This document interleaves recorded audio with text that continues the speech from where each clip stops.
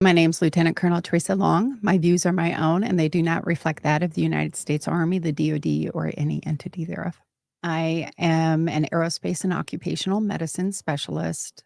I hold a master's in public health, and I've spent the last 30 years in the Army. I've served both in the enlisted and the officer ranks, and I'm currently the 1st Aviation Brigade surgeon responsible for the health of the pilots in training at Fort Novosel. So I was about to say you work at Fort Novosel. Yes. Now you just got back from a pretty big trip and you're holding a few things that you were given while you were Right. there. Do you want to go into a few details about that?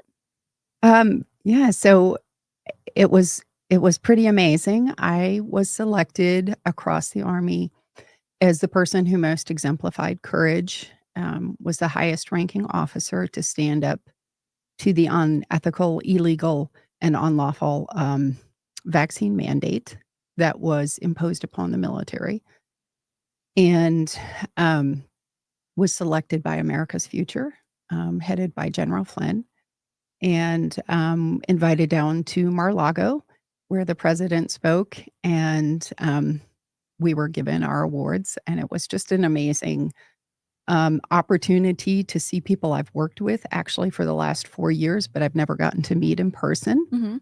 One of them was Lieutenant Commander Rob Green, and he was the author of this book. Let me see. What is it? The Defending the Constitution Behind Enemy Lines. And if you can't get a super close shot, but this is it right here. So Lieutenant Commander Rob Green is still on active duty.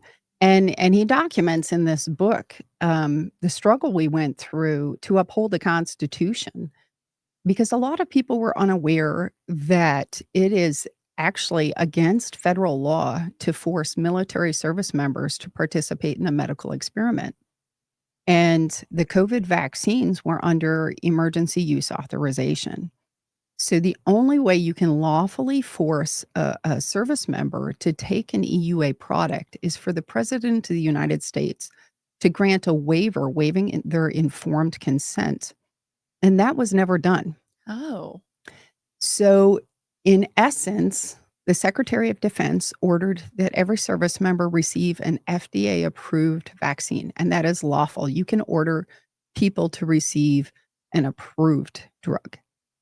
However, Pfizer never produced an FDA-approved drug. They're legally distinct between an EUA product and an FDA-approved product. And the so what is that with an EUA product, there is no liability.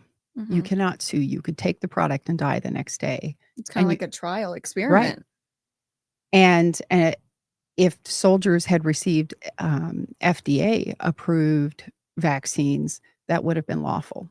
But they knew that no FDA-approved vaccine was ever going to be produced for service members to take.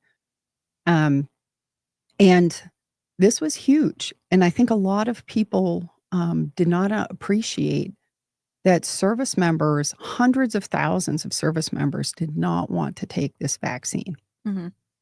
And we were looking at kicking out hundreds of thousands of service members. Now, only 23 active duty service members died of COVID. Yet we kicked out 8,500 service members, and tens of thousands of service members resigned, retired early, left because of the mandate. This had immense implications for our force readiness. And I think a lot of people didn't realize the significance of what was going on. Service members, we invest training and money to make them into warriors, to get them up to speed to where we need them to be. So if you kick out a helicopter pilot who has 2,000 hours flying a Black Hawk, that Not going is to be an easy spot to fill. tens of millions of dollars has been invested in that person. You cannot snap your finger and get that level of training. And the issue that I brought up as a whistleblower was that we were violating all our aeromedical policy that states that pilots will not receive a drug that has not been FDA approved for 3, preferably 5 years. And we threw that out the door. And pilots can't just take a Benadryl and go fly. They can't Yeah. just take whatever medicine. That's why I'm an aerospace medicine doctor. That's why I'm a flight surgeon, is because we have to know what they can and can't take that could possibly compromise aviation safety. And now with these pilots having to take the vaccine or receive the vaccine, what did you find? Did it have a negative side effect? Yes. Part of my responsibility was to review the health of our entire brigade every month and report to the commander anybody who couldn't perform their duties or continue in training because of a medical issue. And, we compiled a list of over 100 pilots that had side effects that were listed on the FDA safety surveillance list from October 2020. And those pilots were either permanently grounded or lost a significant amount of training time. And there was just no safety surveillance going on within the military to look at. You introduce a new drug with new technology that has never been used on a mass scale before. And no one was looking to see if it was having a negative impact. And it clearly was. During my research in my master's in public health, I used the Defense Medical Epidemiology Database, which is a database in which someone like a brigade surgeon, flight surgeon, could put in a query. They could put in an ICD code or an International Code of Disease that is specific. So you might have a pulmonary embolism, and there's a specific ICD code to that. I could look and see how many times that ICD code had been diagnosed or put into the military electronic medical record system on an active duty soldier. And I could look at trends going all the way back to 1990. And when no one could provide me information regarding the adverse events that were going on, I started to look into that database. And I used the biodistribution study from Pfizer, which shows you where the vaccine goes, where it concentrates. And then we had emerging literature that showed that the spike protein was the pathogenic portion of the coronavirus, meaning that was the part that caused all the damage. So we knew where it went and we knew it caused damage. And then I could look up those ICD codes and see it concentrates in the pituitary. So I started looking up pituitary dysfunction. And sure enough, we saw catastrophic increases in pituitary dysfunction. It concentrates in the thyroid, catastrophic increases there.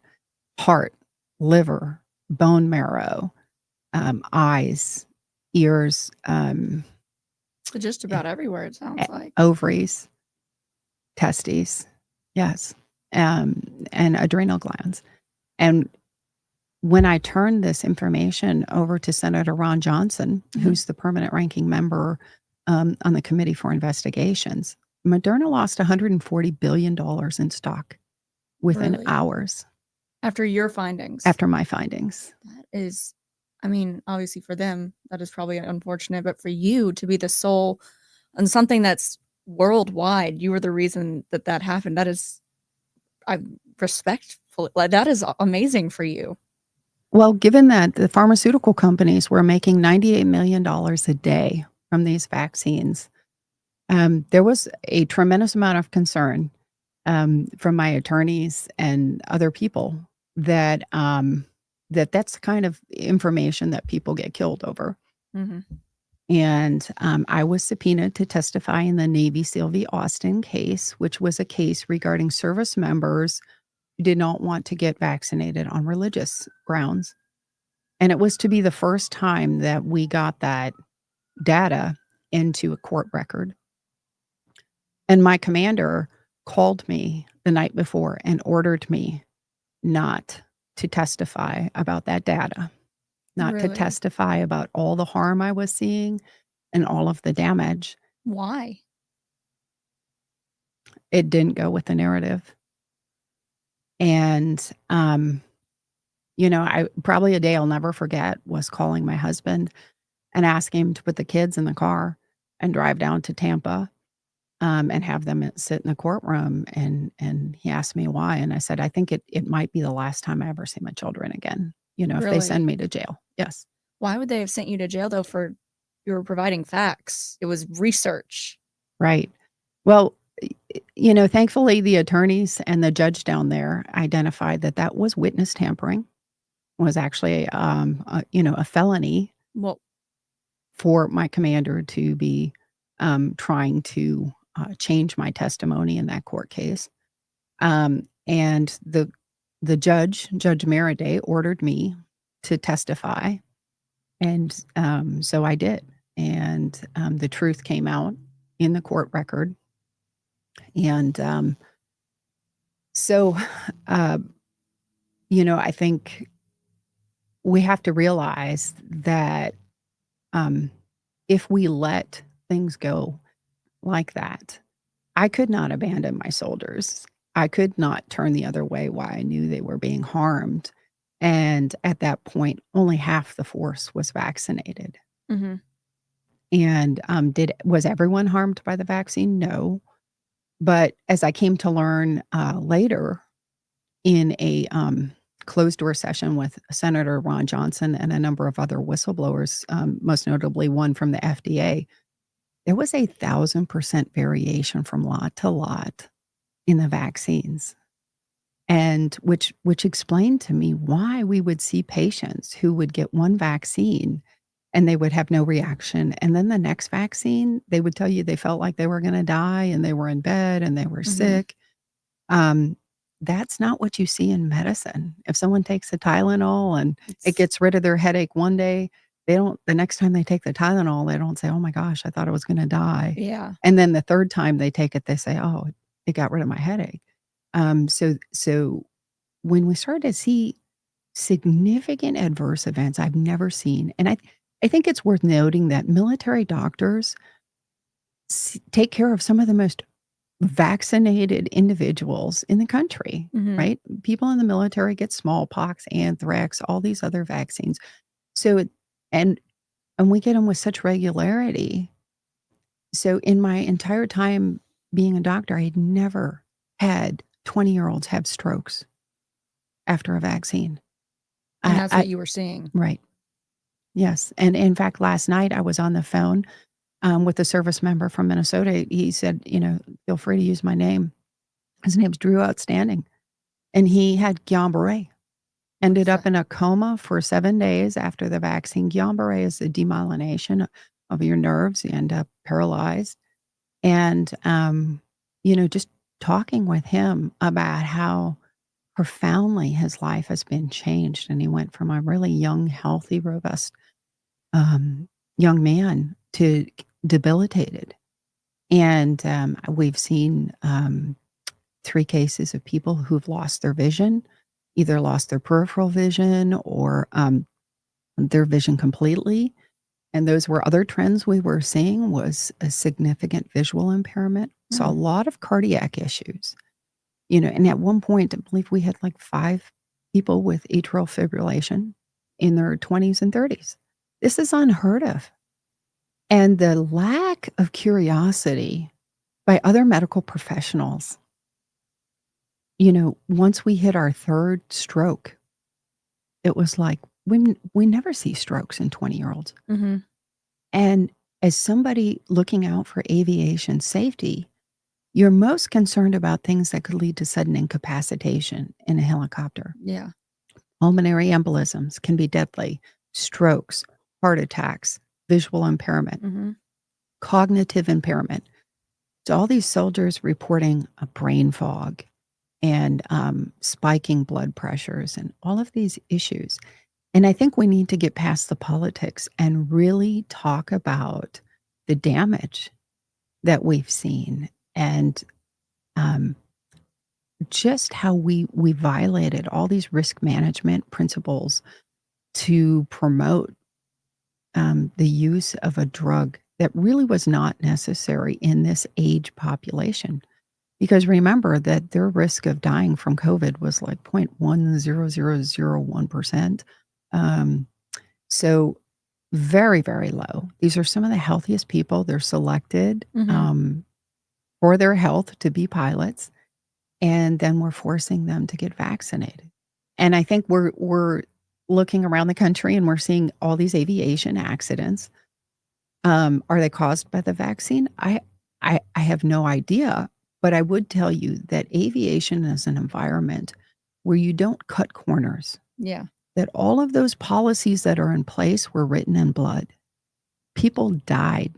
Accident investigations got to the bottom of why something went wrong and why a crash occurred. And so we write policies to prevent that from happening again. So the idea of just going in and casting aside a critical policy that protects pilots, and not only did the military violate that policy, but the FAA did as well. Their policy says that commercial airline pilots can't receive a drug that hasn't been FDA approved for 12 months. Mhm. So absolutely every pilot, commercial airline pilot flying today who was vaccinated with the COVID-19 vaccine actually was in violation of their own policies. And that's where you stepped in and became the whistleblower to shine a light to this. Right, because it's something that can't be undone. And, you know, like I said, when you start seeing 20-year-olds having strokes and all of these things we've never seen before with, and these people's lives are changed, and all they were doing was trying to do their job, Mhm. trying to follow orders, and they're going to suffer these debilitating consequences for the rest of their lives. And your commander, the pardon me, your commander who told you essentially not to testify, are they still your commander? Did anything happen to them? Uh, no, they moved up. Yeah, Really? yes. That doesn't seem right. Well, honestly, I was told by the judge if I would just give a sworn statement and provide a copy of the counseling statement prohibiting me from testifying, that they'd swear out a warrant for his arrest. And that never happened.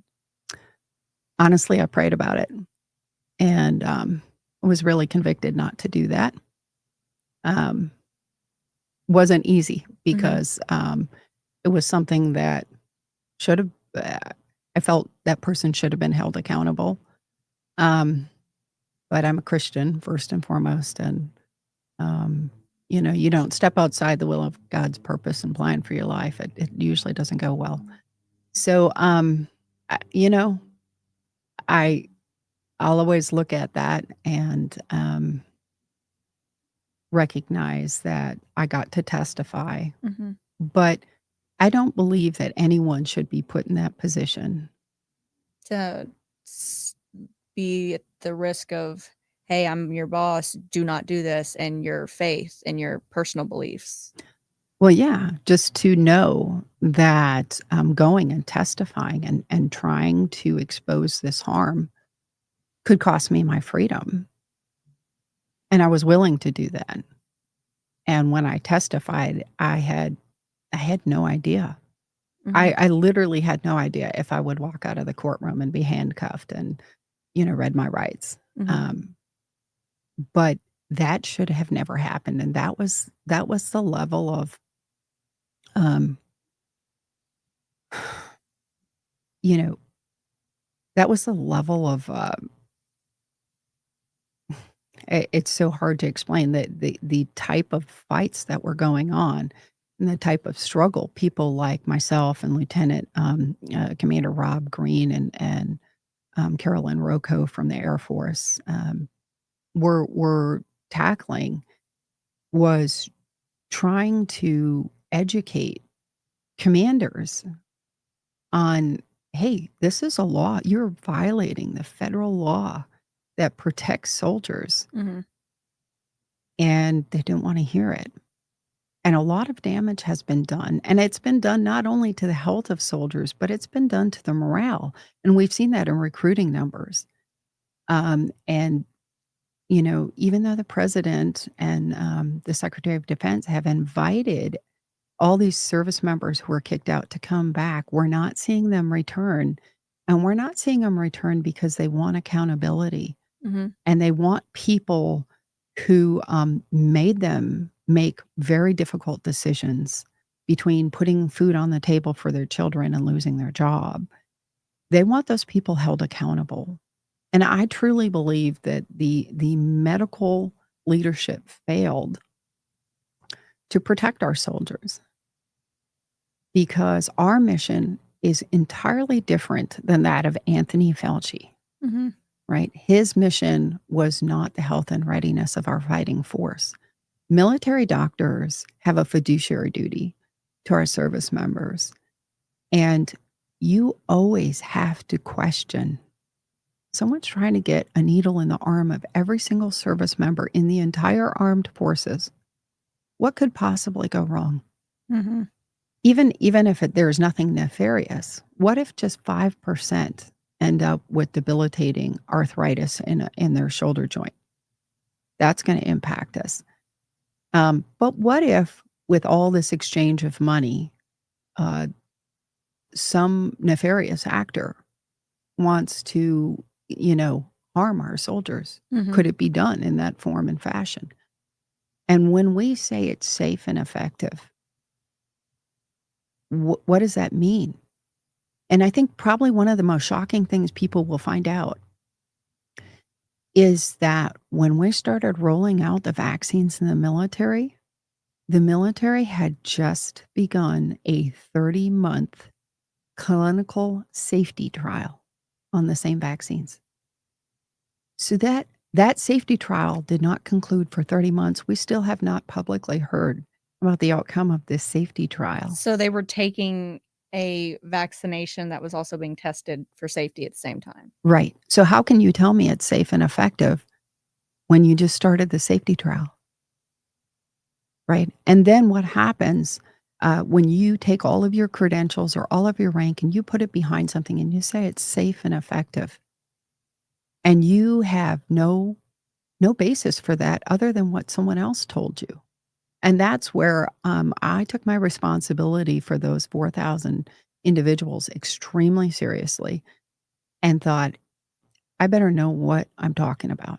And I better base it off of what I have personally looked at, the information I've reviewed, and not what someone else said. Because when my men and women get hurt, it's my responsibility. And I'm not going to pass the buck and say, well, I was just told it was safe and effective. And if you did the deep dive and you looked into the information, and I was part of a group of over 450 doctors, scientists, mathematicians, and Nobel laureates from around the world that were secretly working and looking at early outpatient treatment of COVID and vaccine safety. And I couldn't believe it had to happen like basically in a secret email group because the level of hatred that would come from just questioning. Are we sure it's safe? Are we sure these drugs don't work? So in that group, I mean, we had the Pfizer documents early on. We had the biodistribution study. We had the research that showed that over 83% of all pregnant women in the study ended up with a dead baby. And yet we were telling pregnant women that it was safe. We violated the golden rule in obstetrics. You don't experiment on pregnant women. I mean, that was just so unbelievable to me. Pilots, pregnant women, and babies. These are like three groups of people you don't just throw any medication at. And just before knowing it's 100% safe. Absolutely. So, but the event was amazing. I was going to say, let's kind of talk about the actual event you got to go to. So in that group of whistleblowers, was everyone there? So they selected one person from each branch.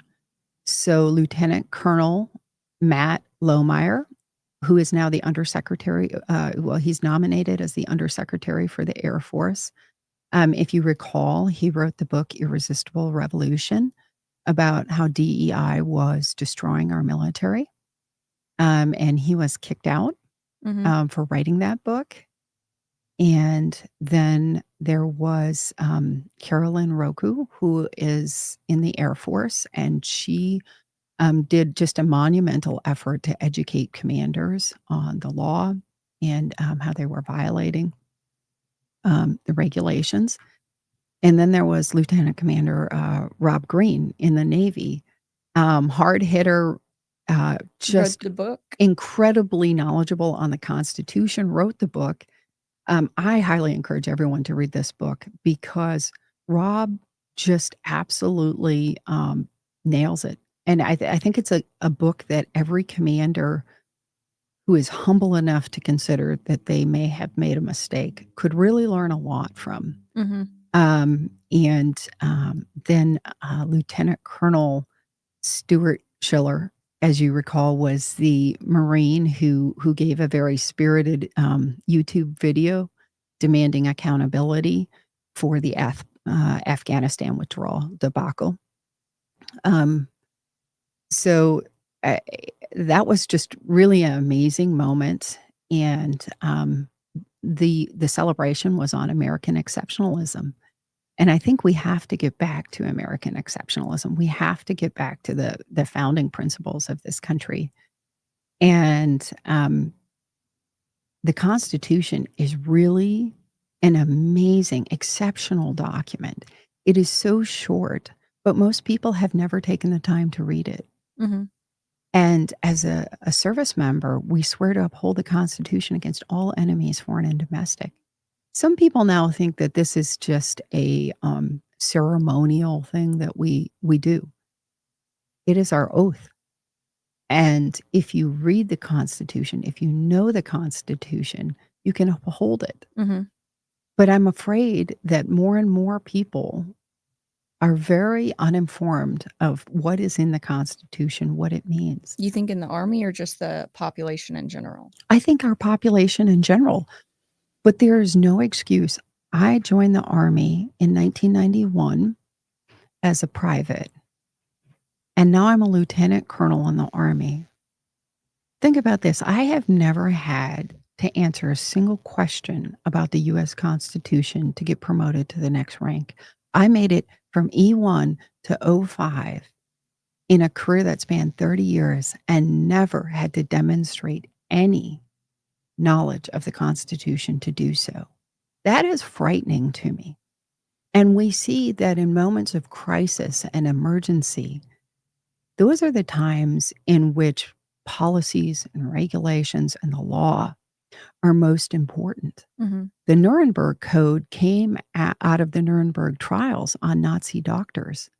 And the Nuremberg Code outlined for us all 10 points on the things we should never do again, to include experimenting on people, not getting informed consent, that the benefits have to outweigh the risks Mhm. in an experiment, and that animals have to be used first before people. And we violated everything. The Nuremberg Code applies to the military. The Belmont Report applies on the civilian side. But so I think those are the things that I think America's future, uh, and a lot of people are pushing back to return to our founding principles, and for people to realize this is an amazing document. If you take our Bill of Rights, when it says we are endowed by our Creator with these unalienable rights, it doesn't say we're endowed by our Republicans or our Democrats, the Queen, the King, the judge, the general. It says our Creator. They're inalienable rights. So only God that gave us those rights can take those rights from us. And yet, more and more, we see our rights disappearing as people kind of embrace the idea that the government is the one giving us our rights. So, I highly recommend people, you can listen to presentations given by David Barton from Wall Builders, who is a constitutional expert. And that will get you so excited about the Constitution when you realize how just amazing the founding of our country, and that this document has provided this government for us, the structure of this government, um, that has provided so many opportunities in this country that someone like myself could go from a almost homeless teenager on welfare to, a lieutenant colonel, army doctor. Mhm. That's America. That's amazing. So celebrating exceptionalism, like they did down at Mar-a-Lago, was really refreshing to see. And I think in part, when we make mistakes in society or in the military, it's important to acknowledge that we've made the mistake. But I think it's equally important to hold people accountable and also to recognize those people who did the hard right, no matter the cost. And so all of us paid a high price. And even though all these service members who left the military over the principle that they refused to get vaccinated, and also remember that the people that filed for religious accommodation requests, like I did, were universally denied. Mhm. And you swear to uphold the Constitution, and then you say, we're not going to respect your faith, and we're not going to let you have the free exercise of faith in the service. That to me was deeply troubling. And we saw that in the Navy SEAL v. Austin case, with service members saying, this is a deeply held religious belief, and I do not want to take this vaccine. And the military was willing to throw away a nuclear destroyer commander who had a stellar record Mhm. because he would not bend the knee and take the jab. Now, if Takes a you lot to do that. if you think it takes a lot to make a pilot, think about a nuclear destroyer commander I'm who assuming he's in charge of the nuclear weapons arsenal. well, he's in charge of a nuclear destroyer. So I mean, you have to know international maritime law. You have to know about all all the stuff that goes into the destroyer, and I mean, it's just mind-boggling how long it took to get an individual to the point where they could be a commander of a destroyer and to kick him out. The destroyer, I'm sorry, I'm not trying to sound dumb. It's a ship? It's a ship. Yes, it's a ship. Yeah. Okay. I just So wanted to make sure. yeah. So, and and even after they won the case, they still found a way to remove him from his position. Did he ever go back? No, he has not been restored to his position, and just an amazing person, and took this stand. And I think what was very troubling in that court case was here it was about religious freedom, and not a single military chaplain showed up to show support for those individuals who were the plaintiffs. They were probably scared. I mean, Not one. There wasn't one member of their chain of command who was sitting in that courtroom to show support for their service members' right to exercise their religious beliefs. And,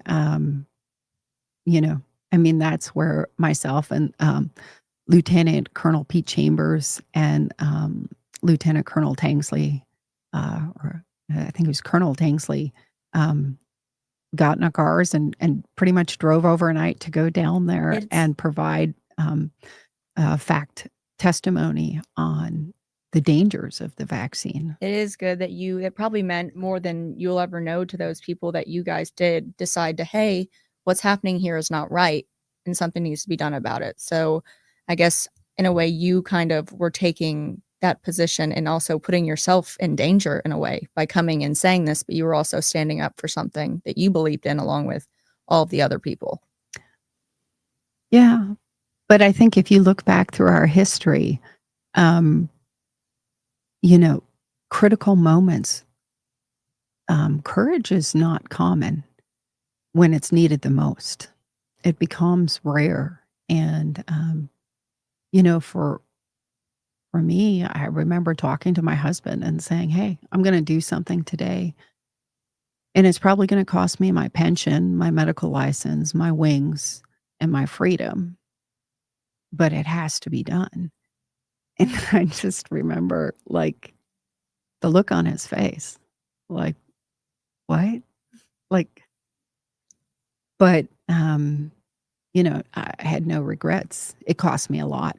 Um, it cost me in more ways than I could probably ever sit down and explain to people, but it also, what a rich reward to, have met so many amazing people along the way, so many soldiers, um, Marines, airmen, Coast Guardsmen who take their oaths so seriously that they're willing to risk it all. And when they see something that is wrong, they're willing to stand up and call it out.